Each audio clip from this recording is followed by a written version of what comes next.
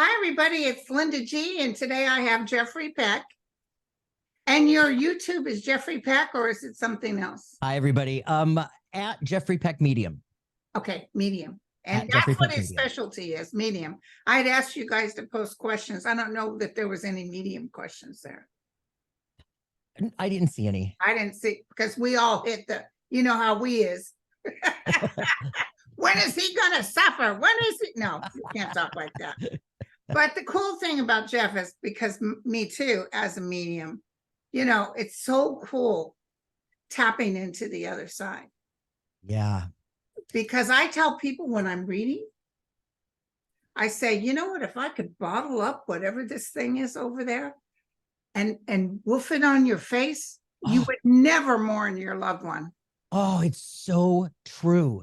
It lights me up from the inside and it just energizes me. And I feel like if I could explode, happiness would just fly everywhere.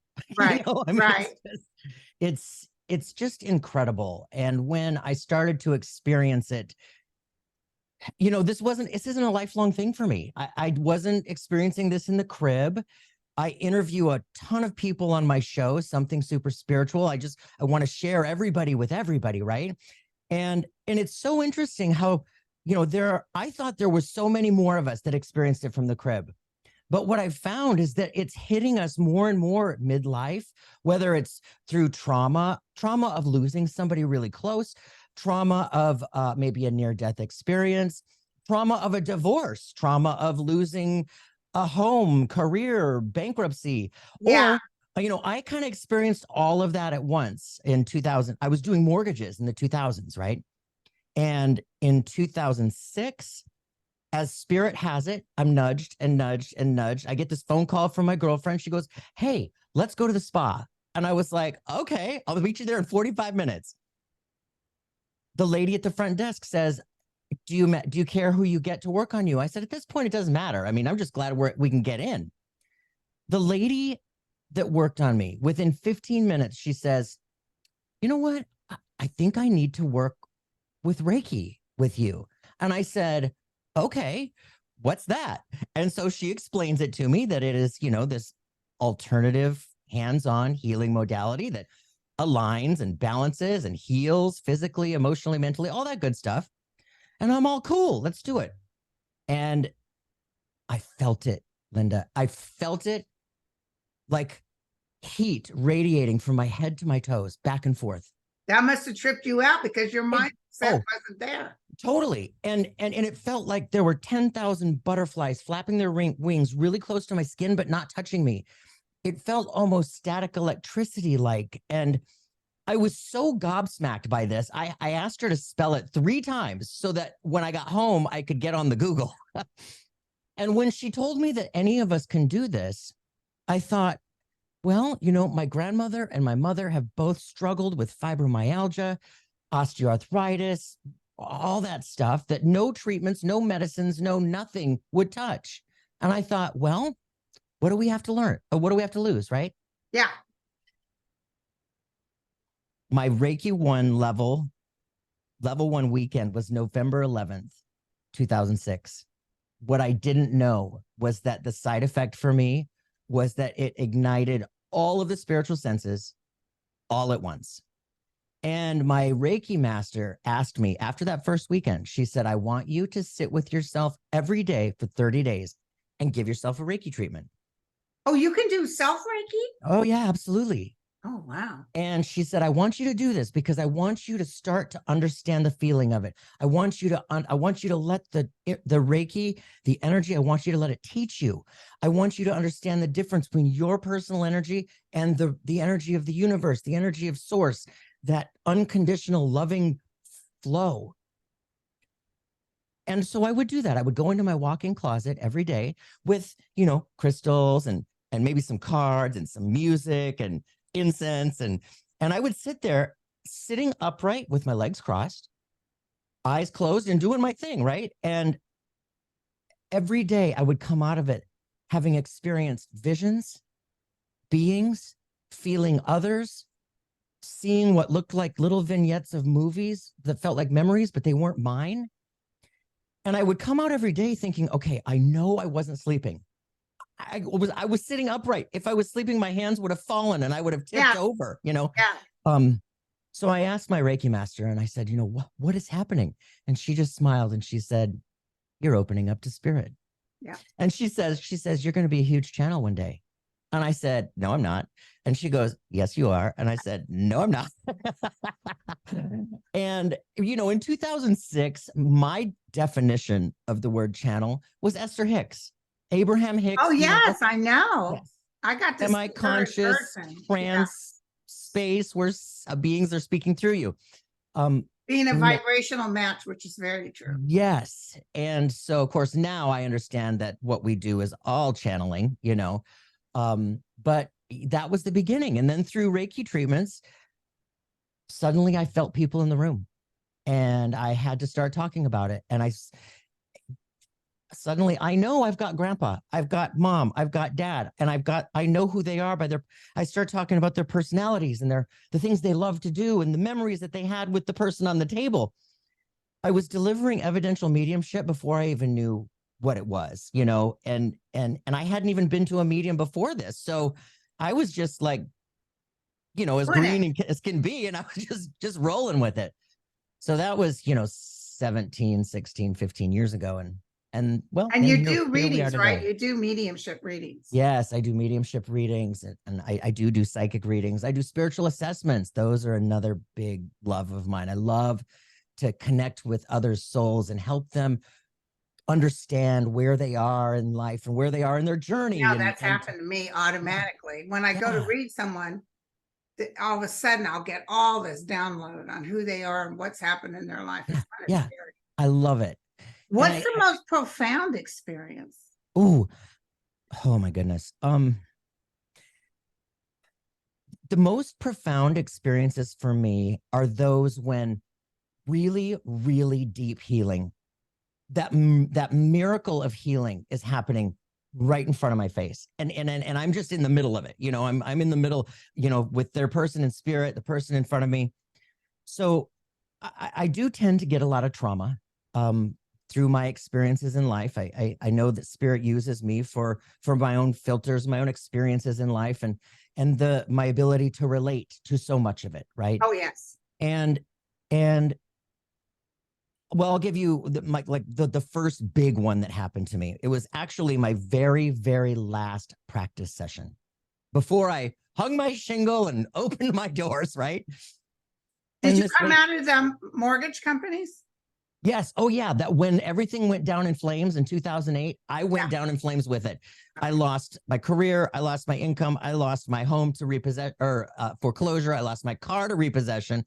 I lost an 11-year relationship. I mean, the rug was pulled out and spirit was like, yeah, this is the direction. Time to start over. Yeah. So this experience I had, my very last practice session, this lady is on my screen in front of me. And suddenly I feel her mother. But usually when they come in, Linda, you know, I know you can relate to this. I feel them they're right here. I feel like they're standing right behind me. They're right next to me. I can feel them. But this lady was like back here at my front door. And it was like she was being really cautious about stepping in. And I said, you know I have a mother here. This is a mother, but I don't think she's your biological mother, but I know she's your mother. And I said, she's being really careful about stepping in. And I feel like it's as if she needs permission. And my sitter is going, I don't know. And so I'm feeling into it. And I said, do you know Loretta? And her eyes. And I said, listen. And then I felt it. I said, listen, if you don't want to talk to Loretta, it's totally okay. You just let me know. She stopped there for a minute. She thought about it and she said, you know what? No, I will listen to her. So Loretta steps in very, very cautiously. And she's showing me the life she had with her daughter in front of me. And that's her biological daughter, adopted? Actually, it turns out she was adopted. Okay. And she was so abusive. She was so abusive and mean. So and I mean the kind that's beyond spanking really hard, you know, I mean, the kind of like locking the children underneath the Cruel. stairs, Yeah. just totally cruel. And this lady in spirit was really acknowledging all of this pain and all of this. And my lady in front of me was just in tears Yeah, I and imagine really it. just All she wanted listening. was her good opinion. Yeah. And I said, listen, you know, Loretta is really wanting to acknowledge the pain that she caused you and others in your life. She's showing me how, you know, you left when you were a teenager, and she's nodding and she's saying she doesn't blame you. She doesn't blame you at all. And she doesn't blame you if you never want to hear from her again. But I felt so much gratitude that my sitter was taking this time to really listen. And I said, listen, she's in a state of contrition. She really wants to apologize from the very core of her soul, and she's asking for forgiveness. And my sitter, she rolled her eyes, and I said, I want to make it clear, she's asking forgiveness not for her sake, but for yours. Yeah, that's Because the key. they don't want us to go through the rest of our lives holding on to this pain and anger and resentment for the pain that they caused. And I Right. said, this is for Because if you. you can forgive, not only you don't have to forget, but Yeah. you free, they have no more power over you. Yeah. Yeah. And she did. She listened, and energetically I could see her lighting up. She was lighting up a little bit more and a little bit more. And I could feel the gratitude in Loretta, and I could feel her healing happening. And so afterwards, it was so miraculous to me. I literally, I had to just stop and cry for like 10 minutes. It was so beautiful. A week later, I get an email from my sitter, and she says, you know, I just wanted to thank you because I just went, I had a Reiki session. And she said, my Reiki practitioner felt, and she started talking about the forgiveness work that I'm doing. And she could sense that I was releasing all of this pain and all of this. Wonderful. Oh my gosh. And she said, I just wanted to thank you because if it weren't for that experience, I would be dragging this anger on with me. And she said, it's the first time ever. She said, I ran away when I was 16 and never looked back. She said, I didn't even know that she died. And it was that healing is, it's paramount. It's just terrible what adults will do to children. I know. And carry it with them. Yeah. And there, we all have childhood trauma that we move through and we process. And sometimes we continue to carry on that repetitive behavior. And so throughout a lot of these readings, these people in spirit are addressing their behavior and recognizing, and they show me like my symbol. I see this like staircase, and that's my symbol for the generations on how this family pattern travels through the generations. Oh yeah. Yeah. And so many times the people in spirit want to just burst with pride and love because the person in front of me is the one that broke that pattern, broke that pattern of addiction, broke that pattern of abuse. And it's completely changed the dynamics in the family DNA rolling forward. And it's so beautiful. And to have that validation for these people and to be part of that, it's just humbling. And I just like, so I just have to get off and cry. I'll tell you. Yeah. I know I was reading a woman, and I'm in my room, and on my dresser was my phone, and it was way down, far away from me. I'm reading this woman's dead husband, and as her and I are talking, I hear the phone talk. She heard it too. We're like, what the heck is that? So I get up and I look over at my phone, and in big, right there was, in our realm, anything is possible. I took a screenshot of it, and her and I were both blown away. It was beautiful. It's so true. It is so true. And the thing is, we all have access to that. We can tap into that ourselves and draw from that and heal and share. But you have to be a vibrational match to it. You absolutely can't be do. a vibrational match to it if you're constantly holding on to past. That's it. if you don't forgive, if you don't, you've got to, in order to create what you want, you have to be that what you want. It's true, and I talk about that often on my show. I talk about it with clients. On the tombstone, we see born 1970 through 2040, right?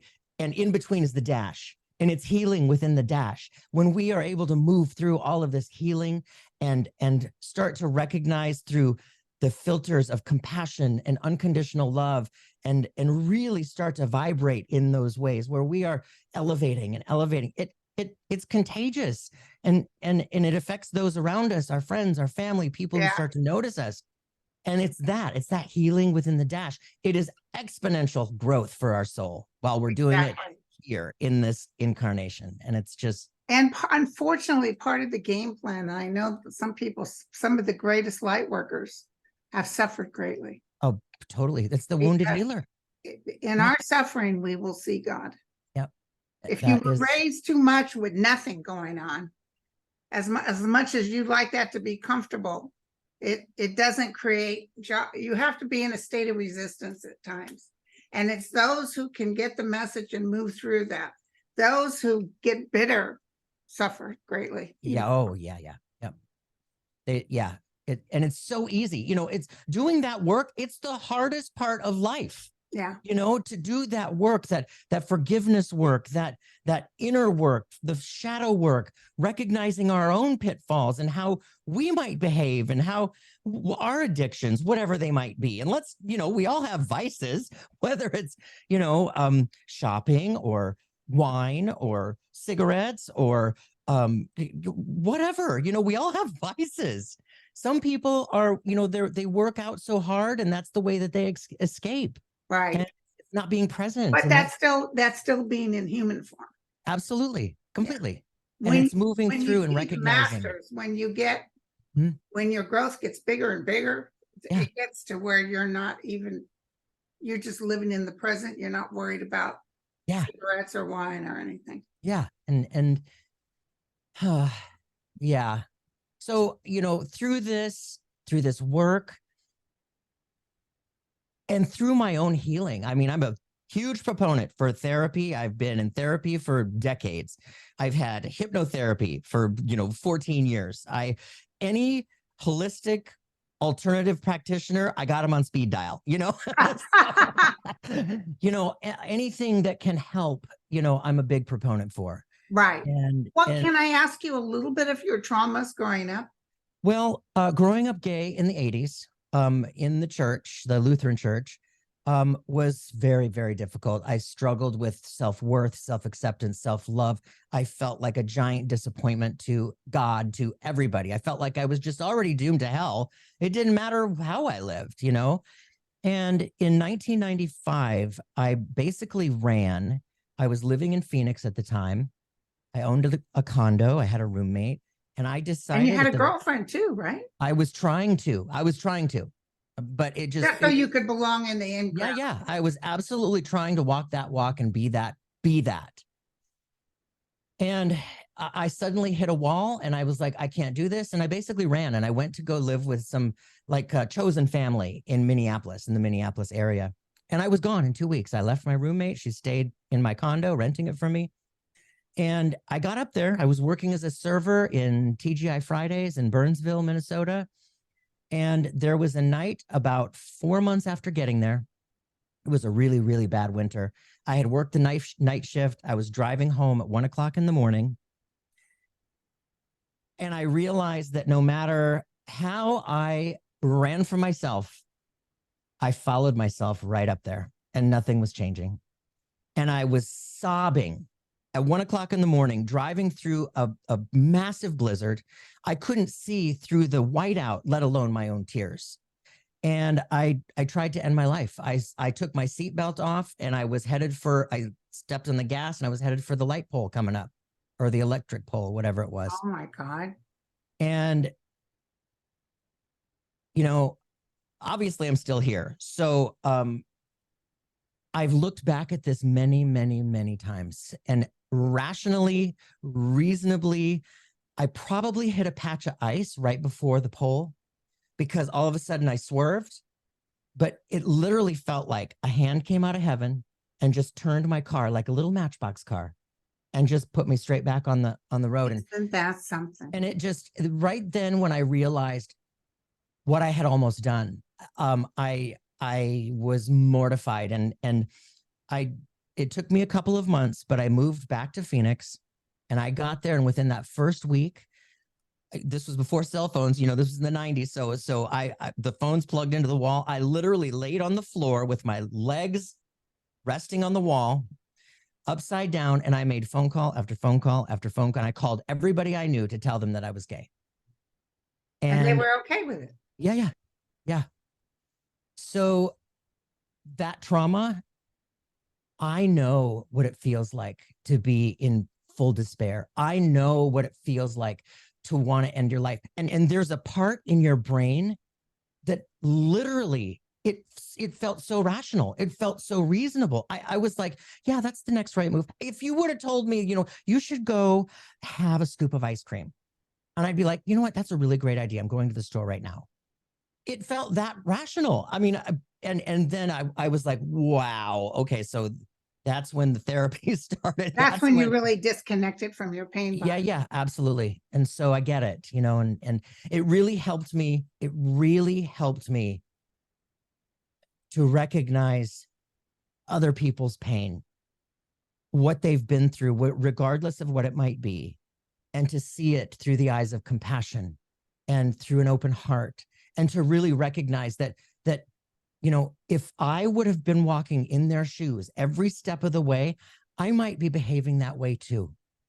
I might be. We all might be. Yeah. And it's in that moment where there's this level of acceptance and compassion and empathy. Right. And well, Eckhart Tolle was so deeply depressed, just couldn't hardly survive. He actually was in the motions of beginning to kill himself. Yeah. And then something happened, something clicked. That's when he came out of his pain body and into the spiritual realm. And then that's that nowness, that knowingness, that faith. And when we hit those aha moments, what do you call it? The Kundala, whatever moments. The Kundalini awakening? That's what happened to me. I was walking down a path with my dog and begging not to die from the cancer. And the man said to me, what are you doing? You know there's no such thing as death. And in that moment, I felt embarrassed, and I handed over my whole energy. I said, into thine hands, I commenced my spirit, because I said, no matter what happens, if I die or whatever, I know that it's as written, and everything will work out just the way it's supposed to be. And that's that moment. Something hit me so hard. I couldn't eat or sleep for 2 days. And if I can't eat, something's up. It's so true. It's so true. And I totally get that. I've said the same thing. You know what? Use me. Whatever I'm supposed to do, use me. And if it's my voice, use me. And this hasn't been easy. I mean, like sitting here with you, you're watching me literally work through my fears, the terror of public speaking.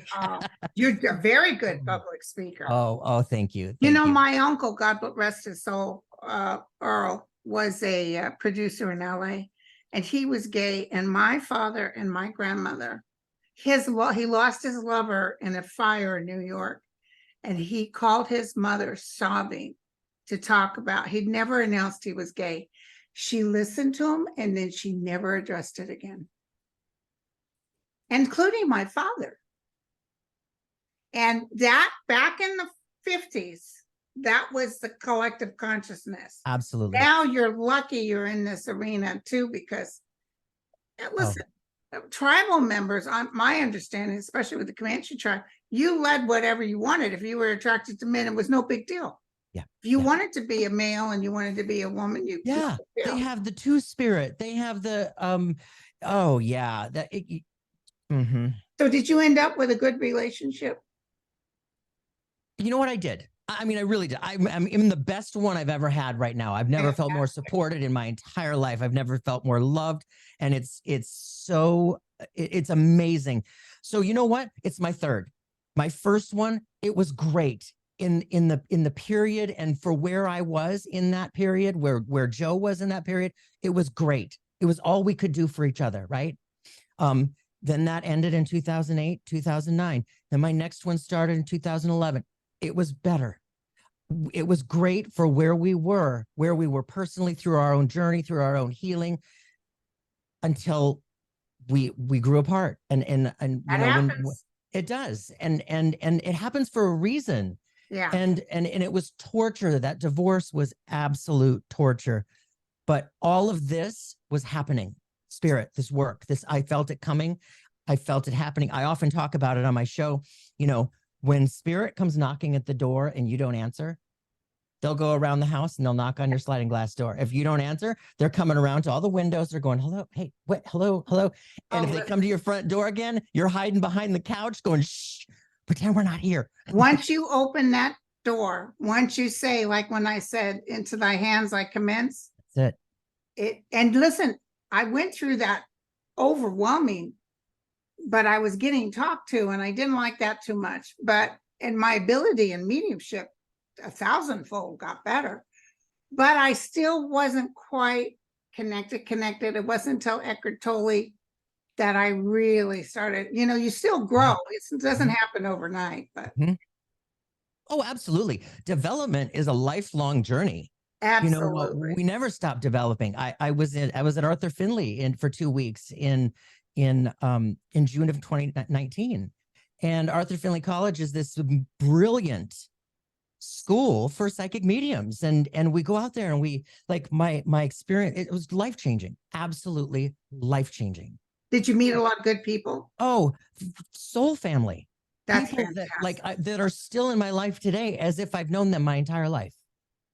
It's not like comedians. I used to do the comedian circuit. That's a lot of egos going at one time.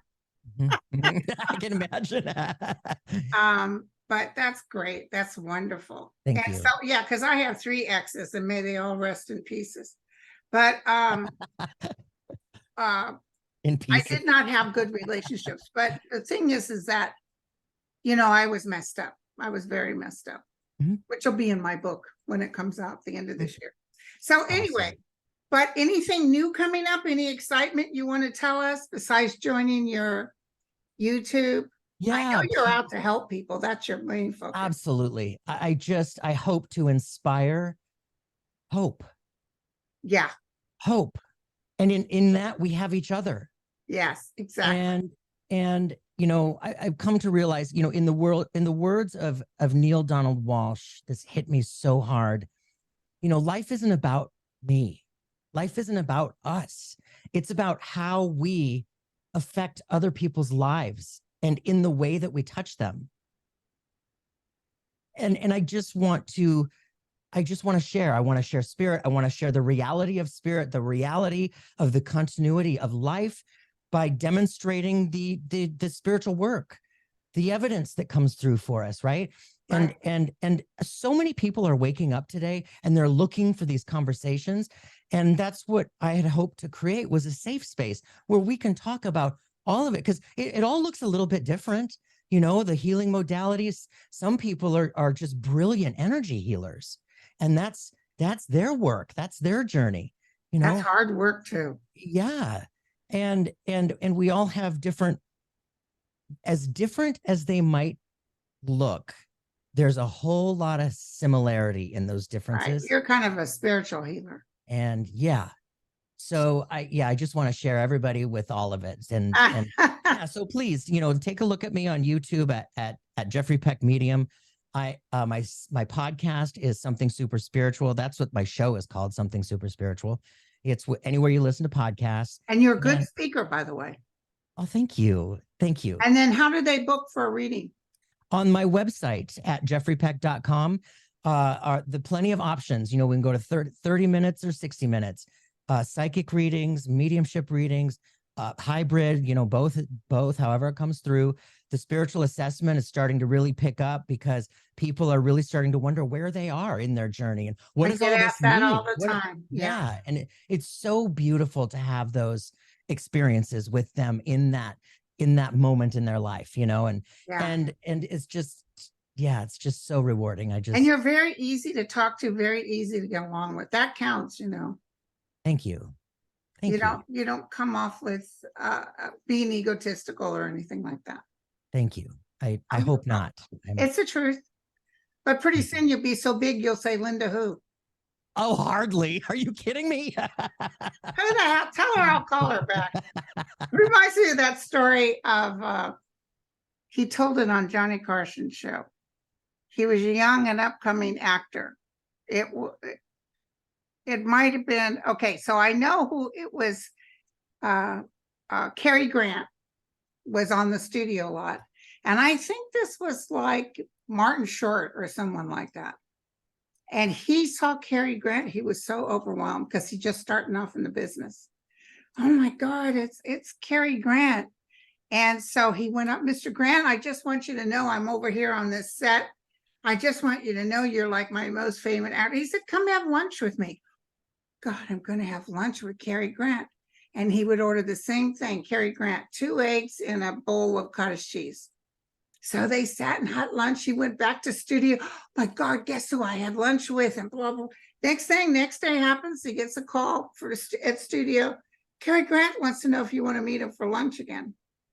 Oh my God, yes. He ran over there. He said he had the same thing, 2 eggs and a bowl of cottage cheese. They sat and talked. He said he was asking him to go to lunch almost every single day. He said, finally, the next week, when they called him and said, Mr. Grant would like to know, he said, tell him I'm busy.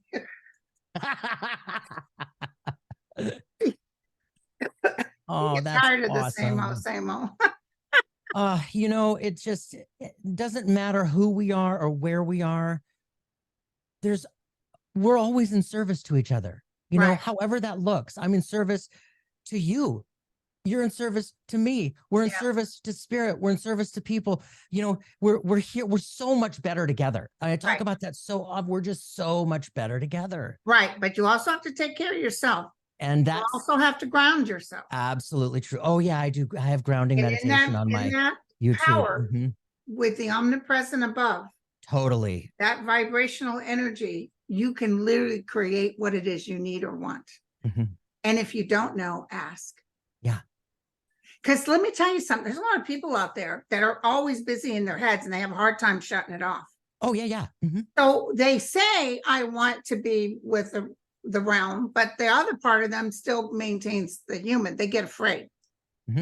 So what happens is they don't let you go. They might even create some things in your life to make you look even more so at what exactly you're supposed to be doing in this realm. Because once you're doing the work, there's no looking back. And I'll tell you, I physically got tired of readings. I couldn't do readings anymore. Finally, last year, they gave me permission. They said, okay, Linda, because they needed me to concentrate on the book. I feel it's important to do readings because it helps people. That's why I like to introduce other people. You need another medium, here you go. You need this. And I have to take care of myself. And I couldn't believe all my years since I was in nursing school, I was reading. I couldn't believe it would actually physically deter me. Obviously, I wasn't grounding myself enough or something. We get so wrapped up in the work. If we're not careful, it's so easy. It's so easy. And if I know when I'm there, when I start to feel like the helium balloon in Bugs Bunny that's just, flying around, it is so easy to do. Because you want to help. Hey, even there is a river, Edgar Casey. His guides warned him, you got to slow it down. He was doing 10 readings a day, and he did that till he died. Yeah. And they were telling him, you got to slow it down, because as good as the people were that were working with him, they couldn't maintain his ability to keep going. Yeah. And his wife died a couple of months later or something. It's almost like he took her. Oh, yeah. Well, that happens. It's unusual how that happens. And that too comes through readings where, one of them passed and the other one basically just like wears out within the next couple of months from, maybe we'll say a broken heart, and Broken heart, it yeah. was time for me. I wanted to be there, needed to be there I too. know a lot of people that when they lose their pets, they'd love to go. Oh, that's, it. I mean, They're babies. and I love that you brought up pets, because that is truly unconditional love Oh, that they're teaching us. oh, they are so loving. There's so many people. Oh, Danny just lost his little dog. oh, Everybody's writing me about Cash Peters. He has a cat that's terminal. Olive, yes. Yes, and your heart goes out because that's the core of life right there. Oh. That love is so strong. Yeah. And it doesn't matter how much work we do with spirit or how long we've been doing this work. Oh, when I think about losing mine, I mean, I go right there. Oh, Even though I know, oh no, I mean, oh. You know what's interesting? I had a Lasho poodle. He was a mean SOB. His name was Mookie. And let me tell you, he loved me. He was with me all the time. But if you came up and you said, "Hi, Moochie," he's happy. You went towards me or past my purse, he'd attack you. But anyway, that dog died. I had to put him down. He couldn't walk anymore. Oh, I had to put him down. And that dog has come to me so many times, including when I got Lulu, my Labradoodle. That dog, I can see, came to me post-death almost immediately. In fact, he was young. He was beautiful. I could smell him. I was saying, Moochie. And he had a little pink collar. And I remember thinking, what's that pink collar for? Now I realize because the next dog was going to be a girl. Oh. But he, I would see him all the time. I have never been able to reach my own flesh and blood, my parents or my grandma, never. But I can, my dog will come to me. Isn't that interesting? Isn't that interesting? And can I tell you something else and tell me what you think? One of the most significant things that I notice when I'm reading someone and I'll see dad, then I'll see mom, most of the time, like they'll come in together to say hello, but there's a lot of times they're not together on the other side. And when you tell the person they're not together, they go, what? They were married 60 years. I said, in earth form, they've completed their contract. Yeah. Now they're going on enjoying their own thing. There are some that are soul spirits, though. There have been several couples. Oh, sure. Yeah. But it's not that common. And that's the shocking thing for a lot of people. Yeah. I truly believe that, we have our soul contracts with each other, with our family, with our friends, with where we are born, the culture we're born into, the identity that we need to have in this incarnation to learn what we need to learn, right? The challenges, the obstacles. And yes, when we get back to the other side, we're still there. We're still we're still that soul family, but there's so much to do. Yeah. There's so much, like, I think that our human brains, we just cannot fathom and wrap our brains around the enormity and vastness of eternity. When I was real young, I could see the huge marble amphitheaters. I used to have a dream about talking to people wearing a gold dress with a silver laminated and talking to this huge, and that's the other side. Yeah. And there you learn, you can go to the records, there's so many questions. Who killed JFK? Yeah. Oh, there's so many, there's so much. I can't wait to dive over there and check it all out. Yeah, exactly. One of the coolest experiences was in this reading, this mother was with me and her son was in spirit. Very difficult situation, obviously, right? But the son was showing me his personality and his energy, and he was just vibrant and charismatic and just an absolute blast. And she asked me, well, what is he doing over there? And all of a sudden I had this vision and this feeling of pure freedom. And he like he was flying around, zipping from place to place to place and manifesting this, that, and whatever. And I got this all in a flash. And I heard, Mom, it's like Harry Potter, and it's like that magical wizarding world where they can manifest this, that, and this and that at the whim of a thought. And the freedom to fly here and fly there.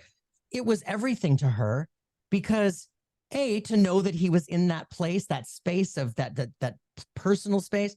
But Harry Potter was huge for them. They watched everything. They read all the books together, so it had a double meaning. But yeah, there's so. And so parents, I can't even imagine it. It's one of the worst things you can do. I can't is lose a child. either. But but you gotta, your journey is to allow them to be free over there.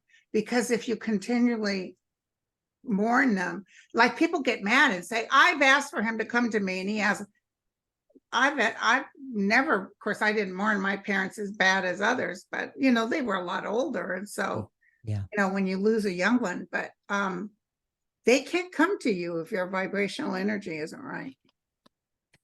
Yeah, I do believe that deep, painful grief will block us. We have to go through it, which is another thing. Well, that's just it. We absolutely have to. And the thing is, grieving is so personal. It doesn't look the same for all of us. And there's no time frame. And there's a lot of grace that has to be held in that period, because there are so many people that want to say the right thing, and people just don't know what to say. And I just think that we just want to be seen, and we just want to be witnessed, and we know that it's, we'll grow through it eventually, but it's in the meantime, it feels like it's going to be the rest of our life. I know. And the main thing I can tell people, beyond a reasonable doubt, there is no such thing as death. Absolutely. That's it. That is absolutely it. And in your suffering, you will see God. So you must suffer. You have to go through it, but it will create your growth, to your connection to source will be stronger.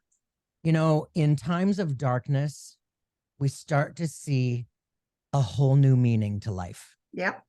And it's in that suffering that you were just talking about. And it sucks. Let's be clear. It sucks. Yeah.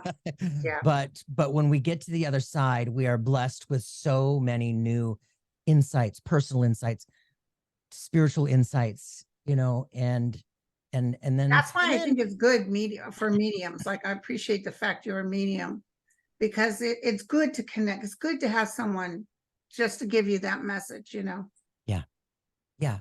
And then when we get through it, we all hold a different piece of the manual.